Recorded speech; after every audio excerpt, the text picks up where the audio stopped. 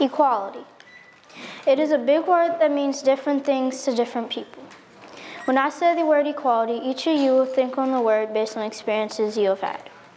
Equality means that one person is not over another, or everyone has the same rights.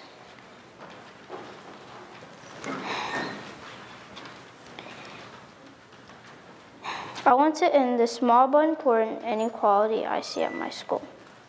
This talk may not go the way you think it will go. You might think it's about me not having equal opportunity because of my skin color.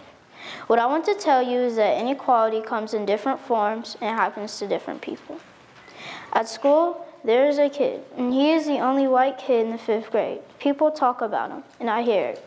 It makes me feel bad for him. People who don't know him as a person talk about him because he stands out due to his light skin tone. I'm only 10 years old, and I deal with inequality at my school. At school, people are mean to me when he's there, but nice when he's gone, and that's inequality. Did you know that in Martin Luther King's I Have a Dream speech, he stated, "I hope they transform this situation so that little black boys and little black girls will be able to join hands with little white boys and little white girls as sisters and brothers." Today in the 21st century, we have come a long way and we are fulfilling his dream. King's dream is certainly possible. Still today, more often than not, black children and white children remain strangers because of segregation in America's schools and neighborhoods. Did you know interracial marriages were not legal until 1967? This was called anti-miscegenation, which is the interbreeding of two people considered to be different racial types. In 1958, there is a famous case called Loving versus Virginia. This case involved an interracial couple, Richard and Mildred Loving, who were pulled out of their home and arrested for being married, even though they were legally married in Washington, D.C. They were arrested and taken to the Supreme Court.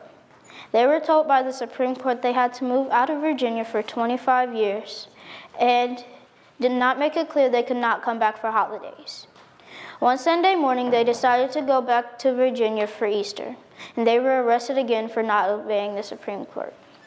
The case I just told you about happened in the 50s, and not much has changed.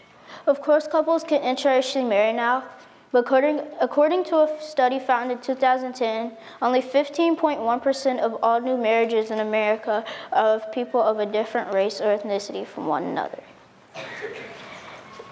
Nelson Mandela said, "No one is born hating another person because of their skin color, background, or religion. People must learn hate, and if you can learn hate, you can learn love, for love comes more naturally to the human heart." But this is another reason I believe in interracial friendships. In 1959, my grandfather was born in Columbus, Ohio. And since interracial marriages were legal in Ohio since 1887, they were able to live as a family. My family says my great-grandmother did not act like a white person, but how can you act a color? And that's the real problem. Just because it's somebody's skin color does not mean they have to act a certain way. Is there someone in your family that is a different race than you? Think about it. That's what equality means to me. What does it mean to you?